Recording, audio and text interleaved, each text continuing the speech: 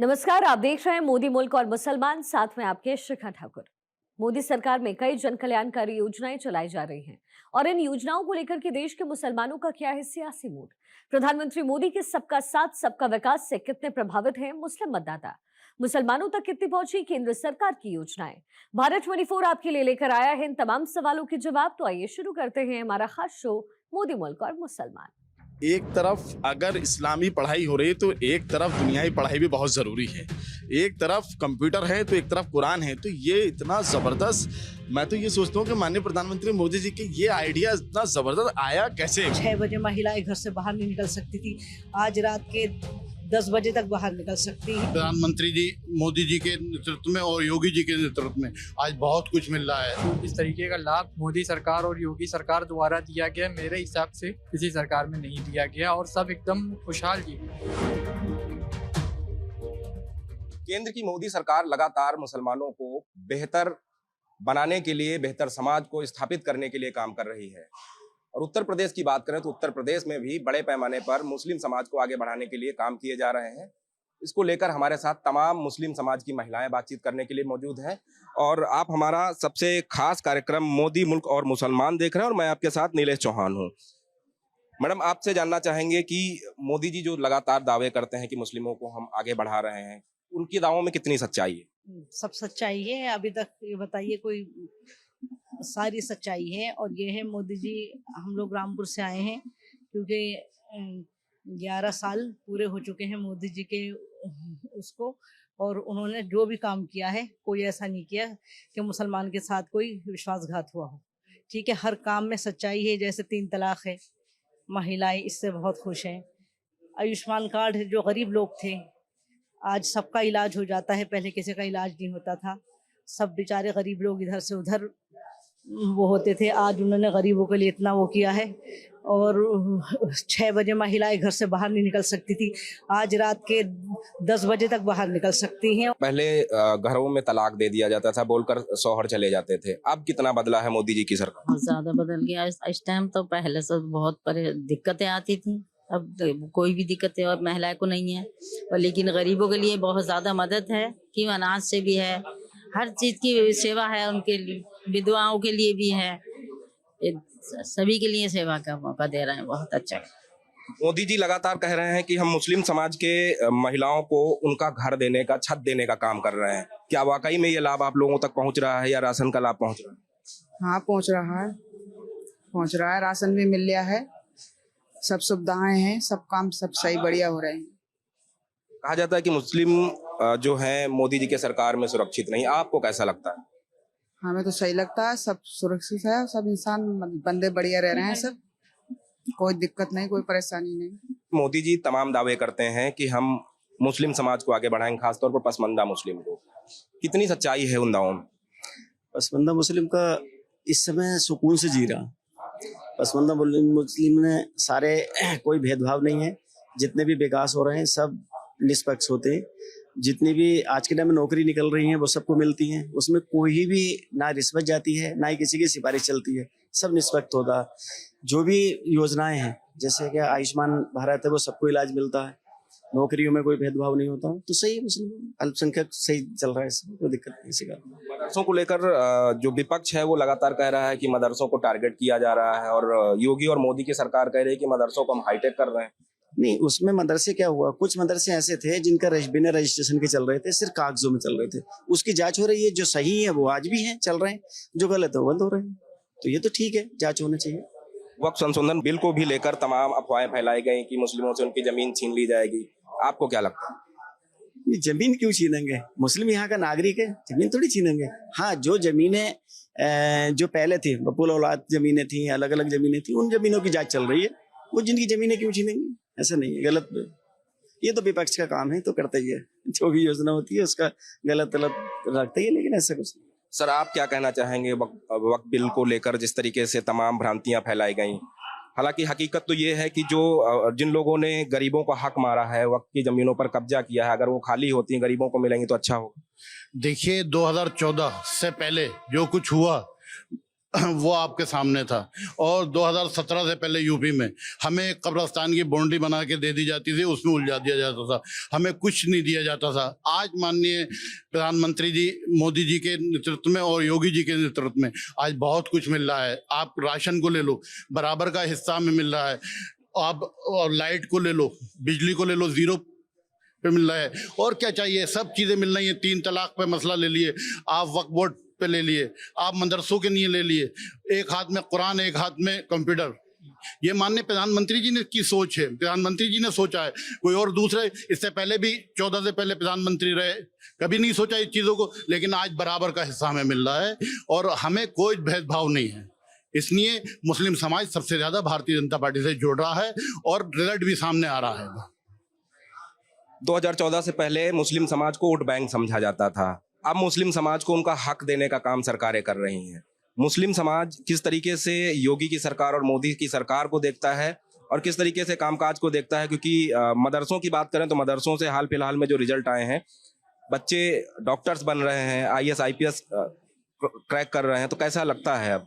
देखिए 2014 से और 2017 से पहले ही यूपी की आपको सारी चीज़ें पता थी। मैंने अभी आपको बताया कि कब्रिस्तान की बाउंड्री बना के, क्योंकि मैं उस क्षेत्र से आता हूँ जहाँ रामपुर से आज जो मुस्लिम समाज के लिए 18,000 आवास हमारे रामपुर में बने हैं, तो 14,000 आवास मुस्लिम समाज के बने हैं। वो बिना भेदभाव करके सिर्फ एक काय की 2 रुपए की फोटो कॉपी पे उनको 1-2.5 लाख रुपए का आवाज मिल गया, जिनने कभी ये सोचा नहीं था कि हम ठंडी छाए में बैठेंगे, हवा चलेगी हमारी। उस समाज आज उस समाज को बिल्कुल एक मकान मिला, पक्का मकान मिल रहा है। ऐसी योजनाएं, आज राशन उसको मिल रहा है।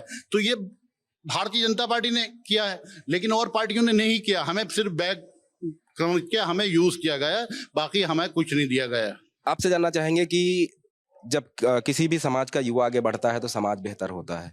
मुस्लिम समाज के युवाओं को लेकर जो सरकार काम कर रही है, क्या वाकई में उन तक लाभ पहुंच रहा है? बिल्कुल हकीकत है और इसमें कोई दोहराई नहीं, इसमें कोई शक नहीं है।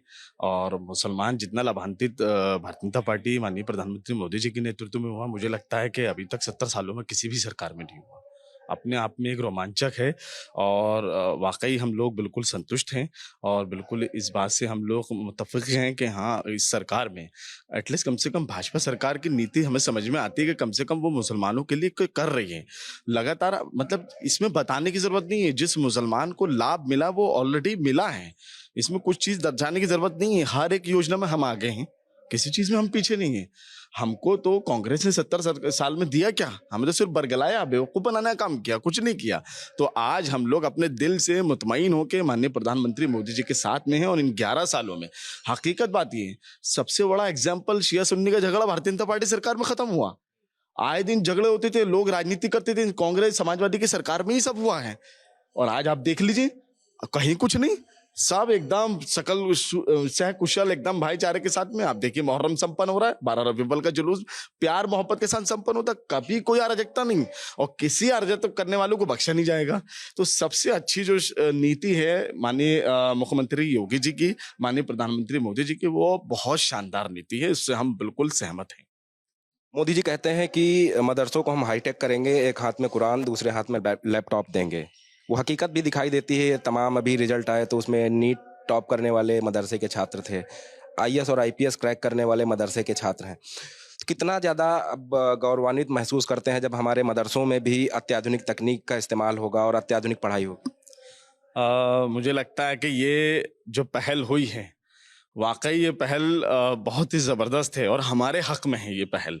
क्यों? क्योंकि देखिए, एक तरफ अगर इस्लामी पढ़ाई हो रही है तो एक तरफ दुनियावी पढ़ाई भी बहुत ज़रूरी है।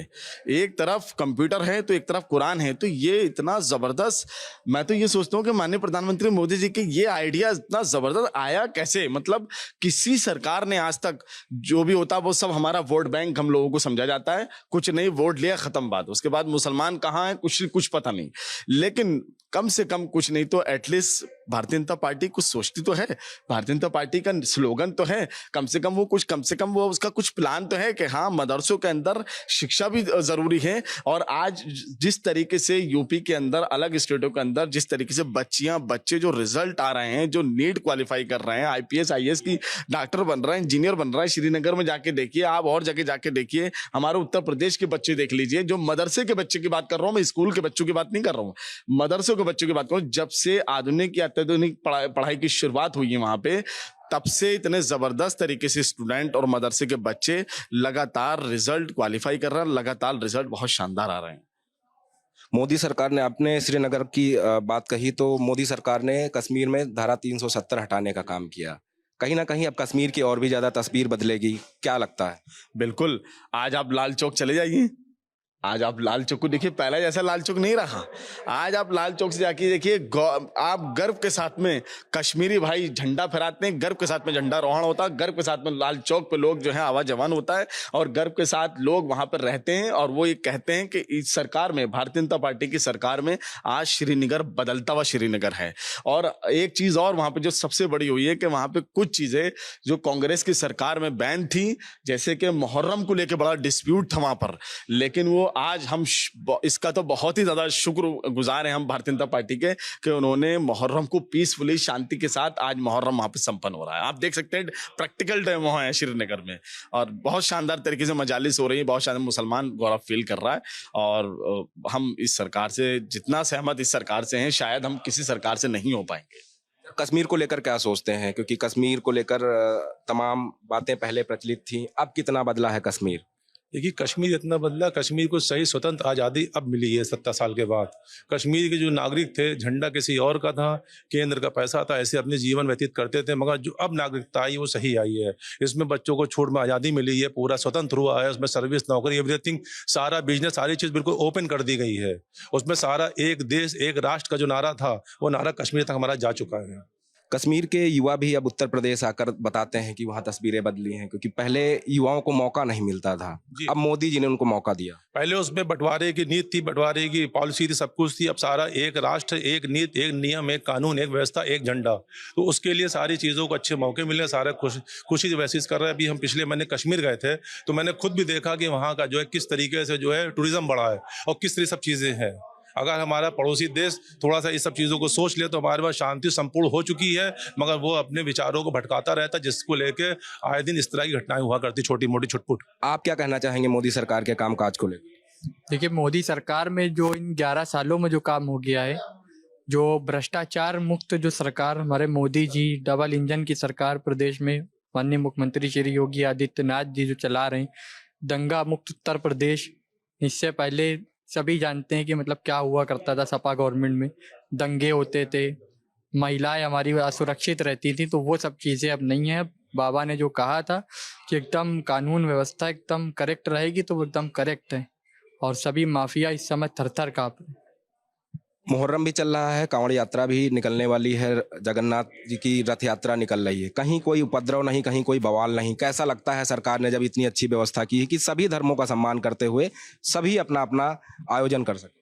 चाहे केंद्र हो या प्रदेश हो, ये व्यवस्था तो एकदम करेक्ट, एकदम परफेक्ट बनाई जाती है कि किसी तरीके का कोई विवाद ना होने पाए, किसी एक धर्म को या किसी एक समूह को, किसी को भी किसी तरह की भी कोई परेशानी का सामना ना करना पड़े, और ज़रा सा भी ना कोई बवाल हो, ना कुछ किसी तरीके का। और सारा जो त्यौहार हैं हमारे, सारे जुलूस है, मुहर्रम का हो या हमारी कांवड़ यात्रा हो, जगन्नाथ रथ यात्रा हो, तो वो एकदम सुख शांति के साथ, समृद्धि के साथ निकाली जा सके। मोदी जी ने कहा था कि हम पसमानदा मुस्लिमों को या पिछड़े हुए मुस्लिमों को हम उनका हक दिलाएंगे, बराबरी में लाएंगे, क्या वो काम हो रहा है?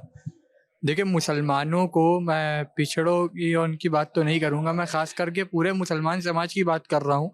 मुसलमान समाज को जो इस सरकार में जो योजनाएं प्राप्त हुई हैं, लोगों ने लाभ उठाया, हमारे बुजुर्गों ने, ख़ास करके हमारी मुस्लिम माँ बहनों ने जो जिस तरीके का लाभ मोदी सरकार और योगी सरकार द्वारा दिया गया, मेरे हिसाब से किसी सरकार में नहीं दिया गया, और सब एकदम खुशहाल जीवन जी। लगातार जो है मुस्लिम समाज को, चाहे वो राशन का लाभ हो या आवास का लाभ हो, सरकार की तरफ से उपलब्ध कराया जाता है। लेकिन इससे पहले सरकारों में हमने देखा था कि बिचौलिए होते थे, कहते थे कि भाई 20,000 दे दो, हम आवास दिला देंगे। अब क्या ऐसा है? नहीं, अभी की जो भी है डीबीटी के तहत जो भी लाभार्थी होता है, जो पात्र होता है, उसके अकाउंट में डायरेक्ट पैसा जाता है। बिचौलिए का सभी समाप्त हो गया है, चाहे वो किसान सम्मान निधि से रिलेटेड हो या आवास योजना से रिलेटेड हो या जिला उद्यमी विकास योजना के हो, कोई भी चीज़ है आप डायरेक्ट करेंगे, बीच में दलाल या बिचौली का कोई काम नहीं रह गया है। डीबीटी के माध्यम से सभी को अकाउंट में पैसा पहुँचता है, तो एक प्रकार से दलाली वाला काम बंद हो गया जो सपा की सरकार में होता था। अखिलेश जी लगातार पीडीए करते हैं, कहते हैं पिछड़ा, दलित, अल्पसंख्यक। जब अल्पसंख्यक की बात आती है तो कहते हैं कि उनके साथ है, लेकिन उन्होंने क्या किया अल्पसंख्यकों के लिए? पीडीए का जो हम लोगों की तरफ से है कि एक पर्सनल डेवलपमेंट अथॉरिटी जो उन्होंने पीडीए का एक नारा दिया है, लेकिन हम लोग उसको कहते हैं पर्सनल डेवलपमेंट अथॉरिटी, यानी कि जो अखिलेश जी का अपना परिवार है वो सिर्फ अपने परिवार का विकास करते हैं, उनका नारा इसीलिए पीडीए है। और रही बात हमारे अल्पसंख्यक समाज के बारे में, देखिए हमारे जो माननीय दानिश सजाद अंसारी जी हैं वो भी एक पसमानदा समाज से आते हैं और हम लोग के एक रोल मॉडल भी हैं, स्पेशली मेरे तो रोल मॉडल है ही हैं और हम उनसे प्रेरणा भी लेते हैं। हमारी सरकार ने अल्पसंख्यकों से रिलेटेड बहुत सी योजनाएं लागू की हैं और जो इस समय धरातल पर चल भी रही हैं। इससे पहले वही मैंने आपसे कहा ना कि तेज पत्ता की तरह यूज करते थे, वोट लेते थे, लेकिन कोई भी ऐसी योजना नहीं मुसलमानों के लिए थी, चाहे वो आपका ट्रिपल तलाक की बात हो जो हमारी बहनों के लिए बहुत अच्छी बात रही हो, या अभी देखिए वक्फ का संशोधन का मसला जो चल रहा है, उसमें सबसे अच्छी बात है कि बहुत से ऐसे लोग जो कई सालों से काबिज हैं और मुस्लिम समाज के लिए कोई भी ऐसी काम नहीं कर रहे हैं वक्फ के द्वारा जो समाज के लिए अच्छा हो। एक प्रकार से अपना पर्सनल एजेंडा सेट किए हुए हैं जिसपे सरकार उस पर भी काम कर रही है। वादे किए गए कि हम धरातल पर मुस्लिम समाज को बेहतर बनाएंगे, बेहतर उनका समाज स्थापित करेंगे, वो वादे कितने ज़्यादा पूरे हुए? बिल्कुल, काफ़ी हद तक चीज़ें हुई हैं, काफ़ी हद तक जो कहा गया था वो किया भी गया है। बहुत सारी चीज़ों में तरमीम बदलाव किए गए हैं, ऐसा नहीं है। जो वो मुसलमानों के हक़ में हैं, मुसलमानों के हित में हैं।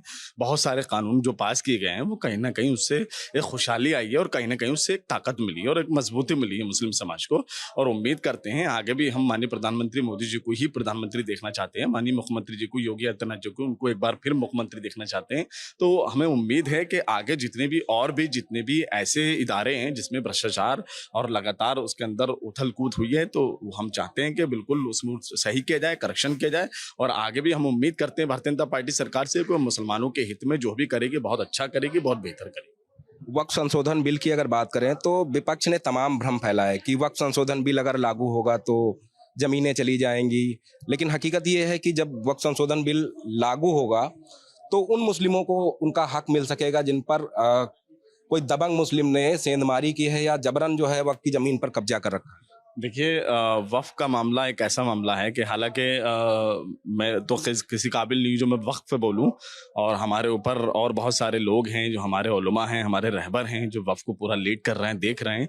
वक्फ देखिए, वक्फ असल में जो भी संपत्ति होती है वो अल्लाह की होती है।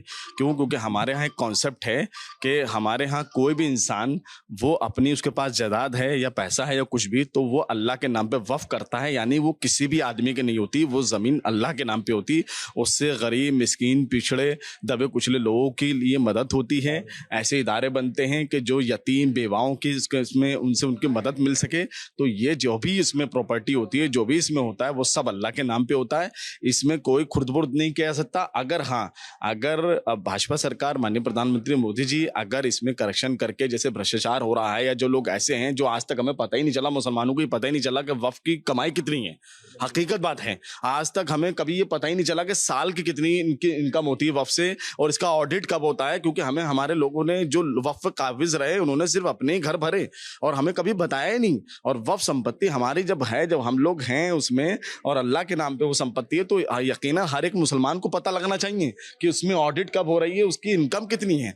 लेकिन अगर माननीय प्रधानमंत्री मोदी जी से हम यही आग्रह करेंगे कि अगर इस तरह का कोई भ्रष्टाचार है या कुछ भी है या कोई ऐसा आदमी बैठा है वक्फ में जो चोरी कर रहा है, उसको निकाल के बाहर करें और जो भी इसमें करेक्शन है वो सही से करें। और क्योंकि ये वक्फ हमारे अल्लाह के नाम पे होता है, तो इसमें हम यही चाहेंगे कि वक्फ हमारी संपत्ति वो हमारे गरीब, मिस्कीन, बेवाओं के काम में आती है।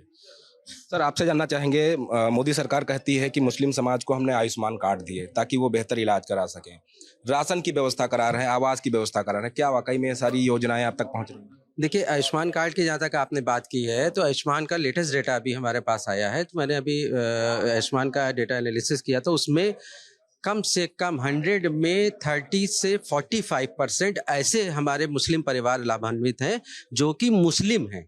तो हम कभी कतई कह ही नहीं सकते कि हमारी माननीय प्रधानमंत्री मोदी जी की सरकार ने किसी वर्ग विशेष को या जाति विशेष को या धर्म विशेष को लेकर कार्य किया। आयुष्मान जीता जागता नमूना है। उसमें सबसे बड़ी बात है जिसमें कार्ड का क्रियान्वयन किया जाता है, कभी उसमें धर्म, जाति और रिलीजियस को पूछा ही नहीं जाता।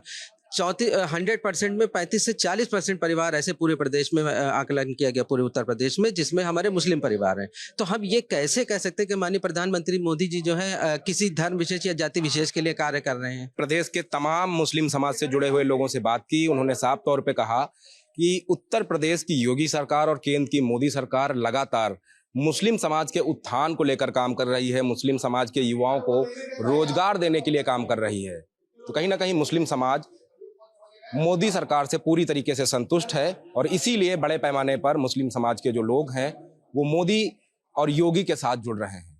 वीडियो जर्नलिस्ट रोशन यादव के साथ नीलेश चौहान, भारत 24, लखनऊ।